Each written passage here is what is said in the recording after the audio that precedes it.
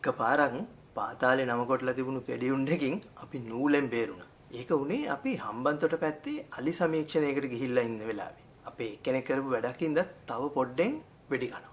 යමුකෝ ඒ කතාව අහන්න. කතාව තේරුම් ගන්න පහසු වෙන්න මම මේ පසුබිම් විස්තරේ පොඩ්ඩක් ඉස්සෙල්ලා කියලා ඉන්නම්. ඕගොල්ලෝ තනමාලිවල වැඩ කරේ මේ ඕපන් යුනිවර්සිටි ඉන්න කාලේ නේද? ඔව්. ඒ කාලේ මම ඕපන් යුනිවර්සිටි එකේ පරිසර අධ්‍යයනයකගේ අපේ හෙඩ් හිටියේ ડોක්ටර් පද්මලාල්නේ. ඉතින් ડોක්ටර් පද්මලාල්ගේ ප්‍රොජෙක්ට් එකක් තිබුණා වලව left bank irrigation project කියන එකේ. කියන්නේ වලව වම්මිවුර වාරි මාර්ග ව්‍යාපෘති අලි සමීක්ෂණයක් කරන්න කියලා.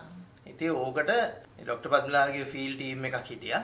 ඒගොල්ලන් ඕපන් යුනිවර්සිටි එකේ වැඩ කරන අය නෙමෙයි. හැබැයි වයිල්ඩ් ලයිෆ් රිසර්ච් වලට ડોක්ටර් පද්මලාල්ගේ ටීම් එකේ කට්ටිය ඒගොල්ලෝ. පුල්, ජෙරෝම්, බණ්ඩාර, රොහාන් තව හිටියා.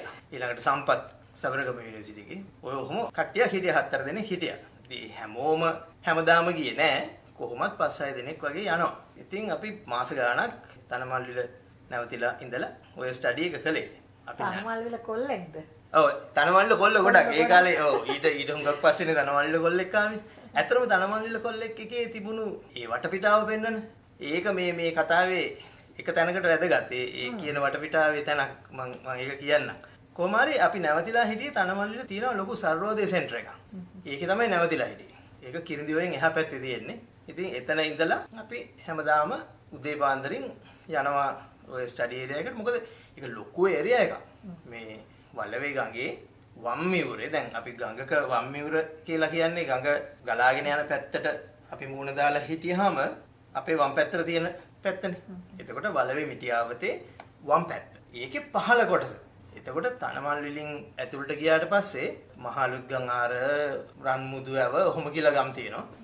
ඒ හරියේ ඉඳලා එහාට සෑහෙන දුරක් යනකම් මහලුත්ගම් ආර මදුනාගල සූරියව මෙරිජ්ජවිල මේ පැත්තට රිදීගම අනික් පැත්තට බන්දගිරිය ගොන්නෝරුව ඊළඟට වල්සපුගල කට්ටාන කැටන් වැව ඔහොම කියලා ලොකු ඒරියා එකක් ඒකේ. හරි. ඉතින් මත්තලත් දැන් අද ඔය මහා ලොකු මත්තලත් ඒකටද ඔව් දැන් මේ කියන්නේ අවුරුදු 20කට විතර කලින්නේ. ඔය දැන් අද හම්බන්තොට ගියාම මහා යෝධ පාරවල්නේ තියෙන්නේ ලේන් ගණනාවකට වගේ සෑහෙන ලොකු පාරවල්. ඒවා තිබුණු හරිය තනි කර අන්දර කැලේ තිබුණේ. එක සැරයක් නියම වැඩකුත් උනා මත්තල ගිහිල්ලා අපි ගමේ ඇවිදලා ආපහු එනකොට ගුරු පාරවල් තාර දාලත් නැහැ. ඒ ගුරු පාරේ එක තැනක වැස්සට වතුර පිරෙන තැන්. ඒක මඩ වෙලා දැන්. අඟල් 8ක් විතර ගැඹුරයි මේ මඩ ටික. එරුණා ඒකේ. අන්තිමට අපි ඔක්කොම බැහැලා තල්ලු කරලා වෑන් එක ගොඩට ගත්තේ. එහෙම තමයි මත්තල තිබුණේ ඒ දවස්වල. අද හම්බන්තොට ඔය වරාය නගරය කියන හරියව හම්බන්තොට නගරය කියලා අද තියෙන ඩෙවලොප් වෙලා තියෙන හරිය ඔක්කොම කැලේ. එක්කෝ අන්දර කැලේ නැත්තම් හේන් එහෙම ඒවා තමයි තිබුණේ. මේ හුඟක් හරිය. කුඹුරු එහෙම තිබුණා බන්දගිරිය පැත්තට වෙන්නේ එහෙම කුඹුරු ටිකක් තිබුණා. ඔය ඒරියා එකේ තමයි අපි ඔය අලි සමීක්ෂණය කළේ. මොකද අලුතෙන් වාරි මාර්ග හැදෙනවා වගා ගන්න අලුතෙන් ඇති වෙනවනේ අලුත් වගා බිම්. ඒවා හින්දා මොකද ඔය මුළු ප්‍රදේශයේම අලි ඉන්නවා. ඒකින්ද අලි ප්‍රශ්න ඇති වෙයි කියන එකක් තියෙනවා. ඒ වගේම අලින්ට ප්‍රශ්න ඇති වෙයි කියන එක තියෙනවා. ඒකට මොකද්ද ඔයගොල්ලෝ බැලුවේ කියන්නේ අලි සමීක්ෂණය කියලා දැන් අලින්ට ඉන්න තැන නැති වෙනවා කියන එකද මෙහෙමයි. ඒ වෙනකොට තීරණයක් අරන් තිබුණා මේ පැත්තේ ඉන්න අලි තියාගෙන මේ වැඩේ කරන්න බෑ කියලා. හරි හෝ වැරදි හෝ ඕක තමයි තිබුණු තීරණය. එතකොට මේ අලි ගැන සමීක්ෂණය කරලා දෙන්න කියලා ඒගොල්ලෝ කිව්වේ අලි පැතිරිලා ඉන්නේ මොන වගේ තැන්වලද කියන එක. අලි ඉන්න ප්‍රදේශය. ඒක එකක්. ඊළඟට මිනිස්සු එක්ක දැන් අලි මිනිස් ගැටුම මොන වගේ තත්ත්වයකද තියෙන්නේ කියන එක. එතකොට අපි මිනිස්සුත් එක්ක කතා කරනවා මේ ගම්වැසියොත් එක්ක කතා කරලා තොරතුරු ගන්නවා අලි මිනිස් ගැටුම ගැන. ඊට අමතරව දැන් මේ පැත්තේ ඉන්න අලින්ගේ දැන් ওই රංචු වල ව්‍යුහය මොන වගේද කියලා. මොකද ඒගොල්ලන් දැන් තීරණය කරලා තිබුණේ අලි මෙතන තියාගෙන ඉන්න බෑ කියලානේ. ඒ කියන්නේ පළව හරින්න. එලිෆන්ට් ඩ්‍රයිව් එකක් කරන්න ඕනේ. එතකොට එලිෆන්ට් ඩ්‍රයිව් එකක් කරන්න නම් ඒ හර්ඩ්ස් ඒ කියන්නේ රංචු වල ස්වභාවය මොන වගේද? ඉතින් සංඛ්‍යාවලුත් ඇත්තටම දැනගන්න ඕනේ. නමුත් අපිට කියලා තිබුණ එකේ සංඛ්‍යාවල් ගැන කියලා තිබුණේ නැහැ.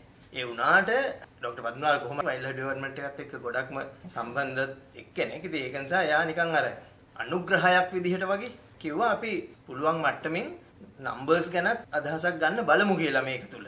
ඒකට ඉතින් ඇත්තටම අලින්ව ගණන් කරන්න නම් අර ට්‍රාන්සෙක්ට් කියන මෙතඩ් එක පාවිච්චි කරන්න එපා. අපි ඒක try කළා ඇත්තට. අපි දන්න දැන් කරන්න බෑ අපේ මේ තියෙන මෑන් පවර් එකත් එක්ක සහ තියෙන කාලයත් එක්ක. අනිත් එක අන්දර කැලේ. එතෙන්දි තමයි අර මං කිව්වේ අර තනමල්ල කොල්ලෙක් එකේ තියෙන වටපිටාව වැදගත් වෙනවා කියලා. අර මතක තියෙනවා නම් අර කවුද කිතුලා මේ ආමියකට යන්න ට්‍රේන් වෙන ටික තියෙනවනේ. අන්දර කැලේ පාරවල් දිගේ දුවනවා. මේ හැන්ද වෙලා දුවනවා. හර මේ එහෙම එක වෙලාවක එයා මෙහෙම දුවනකොට අන්දර ගාලා අස්සේ ඉඳලා අලියෙක් එනවනේ. අන්න ඒ ටයිප් එකම තමයි. ඒ විදිහේ අන්දර කැලේ තමයි තිබුණේ. ඉතින් අලි ඉන්නවා කියන එක දැනගන්න එක්ක අලි දකින්න ඕනි. නැත්නම් අලි ඉන්න සලකුණු තියෙන්න ඕනේ. අලින්ගේ අඩි, අලි බෙටි, අලි කාපු තැන්වල සලකුණු ඊට අමතරව මිනිසු කියන්නේ. ඔය ටයිප්ස් වලින් තමයිනේ අඳුරගන්නේ. ඉතින් අන්දර කැලේ ඇතුළට ගියාම හොඳටම සලකුණු තියෙනවා. හැබැයි මං හිතන්නේ අලියෙක් මේ දැන් මීටර් 2ක් එහයින් හිටියත් පේන්නේ නැති තරම් සමහර දැන්. ඒ තරමට තික්. ඒක ASCII ට්‍රාන්සෙක්ට් එකක් කරන්න බෑ කොහොමද? අර තියෙන පාරවල් වල ඕනි යන්න. තියෙන පාරවල් කියන්නේ ඇත්තට පාරවල් නෙමෙයි. අන්දර පඳුරු අතරේ පොඩි ගැප්ස් තියෙනවා. ඉතින් සමහරට අලි ගිය ඒවා, හරක් ගිය ඒවා එහෙම. ඒවයි ගිහින් ඕනි බලන්න. ඉතින් ඒක ට්‍රාන්සෙක්ට් එකකට හොඳම විදිහක් නෙමෙයි. අපි ඒනට නිකන් පොඩි කෑලි වල එහෙම කරන්න බැලුවා. ඒක සේෆ් නෑනේ. සේෆ් නෑ. ඒක තමයි පළවෙනි දේ. මිනිසුන්ගේ ජීවිත පරදුවට තියලා මේ අලින්ව ගණන් කරන්න යන්න බෑනේ. ඒක එකක් අනිත් එක පේන්නෙත් නෑ. ඒ කියන්නේ ඉච්චර රිස්ක් එකක් අරගෙන පේන්නෙත් නෑ. ඒව හින්දා කරන්න පුළුවන් දේ තමයි යම් අදහසක් ගන්න. අපි හිතුවේ ඔය වෝටර් හෝල් කවුන්ට් කියන එක කරමු. නමුත් ඒකෙන් නම්බර්ස් ගැන කියන්න බෑ. ඒකෙන් කියන නම්බර්ස් වැරදි. ඒක හින්දා දැන් ඩ්‍රයිව් එකට වැදගත් වෙන කරුණු ටිකක් නේ මේ හර්ඩ්ස් වල විදිහ ගැන කොම්පොසිෂන්. ඒජ් ස්ට්‍රක්චර් එකක් කියලා එකක් තියෙනවනේ රංචුවේ. ඒ කියන්නේ වැඩිහිටි අලි, තරුණ වයසේ ඉන්න අලි, ගැටවර, ළමා, ලදරු ඔහොම කියලා බෙදන්න පුළුවන්. වතුර බොන්න. ඒ කියන්නේ එක හර්ඩ් එකක මේ වගේ අය කොච්චරක් ඉන්නවද ඔව් ඒ විදිහට ගන්න පුළුවන්. ඒකත් ඉතින් දල එකක්. දැන් අලි වතුර බොන්න එන්නේ හැන්දෑවෙනේ.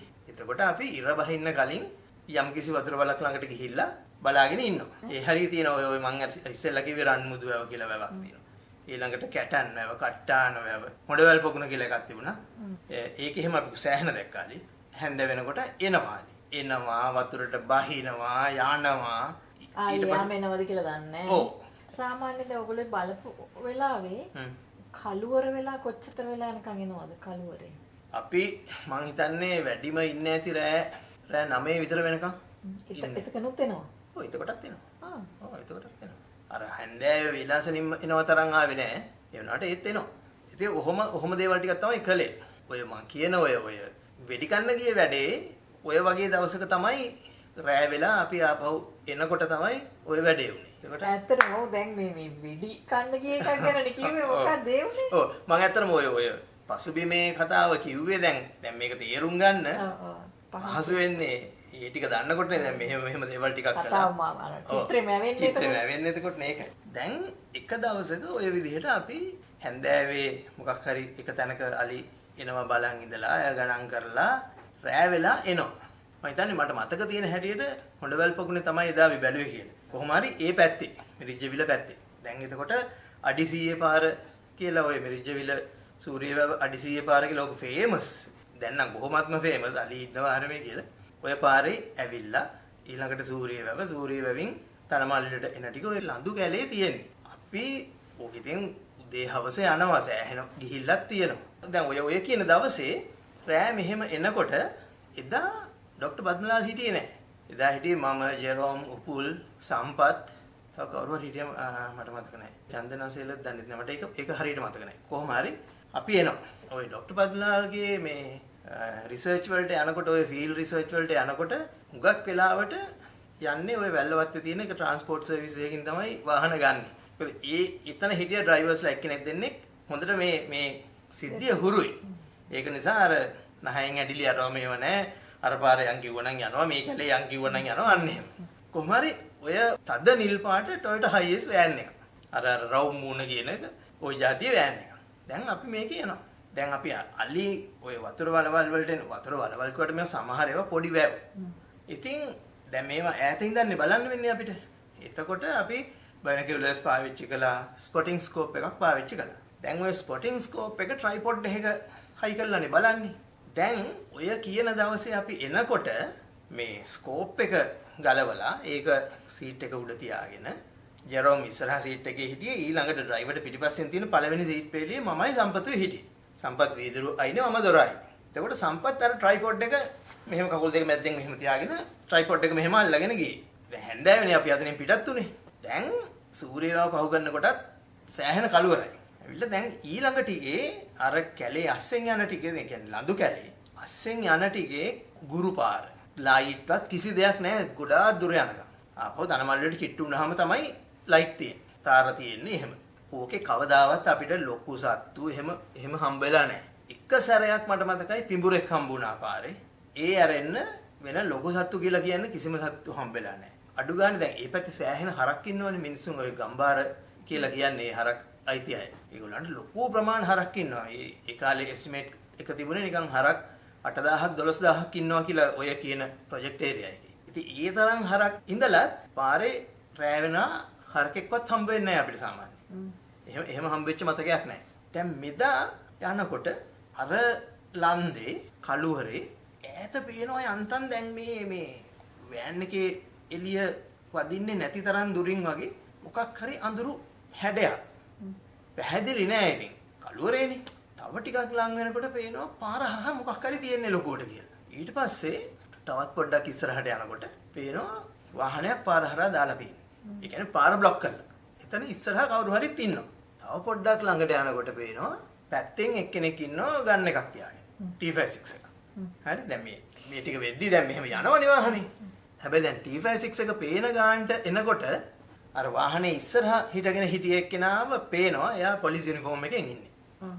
හරි දැන් ඉතින් අපිට හිතනවා මේ පොලිසිය කියලා රෝඩ් බ්ලොක් එකක් දාලා තියෙන්නේ කියලා. තව ටිකක් ඉස්සරහට යනකොට එයා මෙහෙම අත උස්සලා නවත්තන්න කිව්වා. අපි නැවැත්තුවා. නවත්තලා මේ ඩ්‍රයිවර් ළඟ හුඩ් ලයිට් එකක් දාලා ඇතුළ පේන්න බැස්සා. බහිනකොට දැන් ජෙරෝම් ඉස්සරහ දොර අරගෙන බහිනවා. මමනේ පිටිපස්සෙන් දොර ළඟ හිටියේ. මම බැස්සා. මට පිටිපස්සෙන්ම සම්පතුත් බැස්සා. සම්පත්ත පොඩ්ඩක් මේක කල්පනාවක් උනේ නෑ. මං හිතන්නේ මිනිහා ට්‍රයිපොඩ් එක අල්ලගෙනනේ හිටියේ. ඒකත් තමයි. මිනිහා ඒක අරගෙන බැස්සා විතරක් නෙමෙයි. ඒක අර දැන් ඔය ආමි එකේ මාර මෙහෙම මේ ඉන්න මට්ටමේ ගන්න එක තියාගෙන යන්නේ. එහෙම කරගෙන බැස්සේ. මං යන්තමට මෙහෙම පිටිපස්සෙන් දැක්කා මෙයා මේ කරන් බහින්නේ කියලා. මට එක සැරේට ආවා කල්පනාව දැන් මේ කළුවරේනේ. හරි පොලිසිය හිතුවනම් එහෙම මේ තුවක්කුවක් කියලා වෙඩි තියයිනේ කියන බය මට ආවා. ටක් ගාලා මේ මොකද්ද කරන්නේ කියලා සැරෙන් කිව්වේ. මට කියපු වචන හරියට මතක නැහැ. කොහොම හරි ටක් ගාලා ඒක දාලා දැන් පිටිපස්සෙන් සම්පතුත් එනවා. දැන් අපි ගියා. ගියාම ඉතින් මොකද කරන්නේ කොහෙද ගියේ කියලා ID චෙක් කරලා දැන් මගේ ID එකේ ඇත්තටම open university ID එකක් තිබුණා. ඒක බලලා ඉතින් කිව්වහම විස්තරේ ඒගොල්ලෝ පිළිගත්තා හැබැයි ඒක පිළි අරන් ඊ ළඟට ගියපු ටිකෙන් තමයි අර සම්පත් ට්‍රයිපොඩ් එක අරන් බහැපු එකේ තියෙන භයානකකම දැනුනේ. එයාලා කියනවා ඒගොල්ලන් මේ ඉන්නේ රෝඩ් බ්ලොක් එක දාගෙන ඒ කාලේ හිටියා ඔය සූර්යවැව එන පාතාල නායකයෙක් වම්බොට්ටගේ. මේ වම්බොට්ටගේ හෙඩ් ක්වාටර්ස් වගේ ඒරියා එකලු ඒ කැලේ හරි. හරි. එතකොට ඒගොල්ලන්ට ඔත්තුවක් හම්බ වෙලා දෙනවලු. වම්බොට්ටගේ කට්ටියක් නිල් පාට වෑන් එකකින් එනවා කියලා. අප්පච්චි. හරිද? දැන් ඒකට තමයි මේ ඇම්බුෂ් එකක් දාන් ඉඳලා තියෙන්නේ. අපි එයා කතා කරනකොට තමයි අපි දැක්කේ තව T56 තියාගෙන අර ගස් ගල් වලට කවර් වෙලා තව දෙන්නේ තුන් දෙනෙක් හිටියා. හරි. දැන් එතකොට මං කල්පනා කළේ දැන් නිල් පාට වෑන් එකක් එනවයි කියලා ඔත්තුව හම්බෙලා තියෙන්නේ. වම්බොට්ටගේ කට්ටියකුත් කියලා. නවත්තන්න කියලා අපි දැන් මං හිතන්නේ මීටර් 10ක් 15ක් දුර දීලා වගේ තමයි නැවැත්තුවේ. නවත්තලා බහිනකොට තව එකෙක් තුවක්කුවක් කරන් පිටිපස්සෙන් බහිනකොට වෙඩි තිබ්බනම් එහෙම විනාශයක් නෙවෙන්නේ. හැබැයි ඒ කියන්නේ පොලිසියේ ඒ තිබුණු ඉවසීමටයි විනයටයි නම් 100,000 වාරයක් ස්තුතියි. නැත්තම් අපි අද ජීවිතෙන් අතරත් නැති වෙන්න පුළුවන්. ඒ මදිවට සමහර ඉතින් වෙන කතන්දර හැදෙන්නත් පුළුවන්. කොහොම හරි ඔය විස්තරය කියලා එයා කිව්වා හැන්ද වෙලා කළුවර වෙලා යනවනම් මේ පාරේ යන්න එපා. මේ හරියෙන් යනවනම් එළිය තියෙන වෙලාවේ යන්න. මේක මේ වගේ තැනක් මේ සෑහෙන අපරාධ සිද්ධ වෙලා තියෙනවා. ඔව්. ඒතර ඔයගොල්ලෝ ඊට කලින් එහෙම ගිහිල්ලා නැද්ද ඔය දැන් ඔය? ගිහින් තියෙනවා. අපිට කිසිම එහෙම සයින් එකක් හම්බෙලා නැහැ. රෑත් ගිහින් තියෙනවා අපි ඒකේ. උදේ යනවා. ඉතින් එතකොට ඉතින් එළිය තියෙනවනේ. අපි පාන්දර කියන්නේ ඉතින් අපි 6:00 වගේ තමයි වේලාසනින්ම පිටත් වෙන්නේ. කොහොමද ඒ හරියට යනකොට නිකන් අර හොඳ ලස්සන ඉර එළිය තියෙන වෙලාව. සමහර ලාවට ඊට වැඩි දවල් වෙලා. ඉතින් ඒ වෙලාවල් ප්‍රශ්නයක් නැහැ. අර හේ වැඩ කරලා හැන්ද වෙලා යනකොට කළුවරේ ඕනි තරම් ගිහින් තියෙනවා. නමුත් පාතාලේ මේන් කෑල්ලක කියලා ওই දවසේ තමයි දැනගත්තේ. දැන් අපි උන්තරම් ගම්වාසීන් එක්ක කතා කරලා තියෙනවනේ. ඒ කිසි වෙලාවකවත් කිසි කෙනෙක් කිව්වේ නැහැ. කිව්වේ නැහැ කියන්නේ ඉතින් ඒගොල්ලෝ දන්නේ නැහැ අපි කොයි වෙලාවෙ යනවද කොහෙන් යනවද ඒගොල්ලෝ දන්නේ නැහැ. අපිට ඊට කලින් ඒක කිසිසේත් දැනගන්න හම්බුන්නේ නැහැ. බොහොම ලේසියෙන් වෙඩි කන්න තිබුණා එදා. ඒ කියන්නේ ඔයගොල්ලෝ භයානක කාලෙක වැඩ කරලා තියෙන්නේ. තනමල් විල ගොල්ලන්ට වෙච්ච වැඩේ. ඔව්. ඉතින් ඔන්න ඔහම තමයි අලි සමීක්ෂණයට ගිහිල්ලා 99න් බේරුනේ වෙඩි කන්න නැතුව. ඉතින් මේ කතාවෙන් ඔයා යම් සතුටක් ලැබුවා නම් ඒ ගැන කමෙන්ට්ස් වලින් අපිට කියන්න. ලයික් එකක් දාන්න. යාළුවන්ට බලන්න ෂෙයා කරන්න. ඒ වගේම ඔයා තාම අපේ සබ්ස්ක්‍රයිබ් කරලා නැත්නම් සබ්ස්ක්‍රයිබ් කරන්න. එහෙමනම් බොහොම ස්තුතියි බැලුවට. ආයෙ දවසක හම්බෙමු.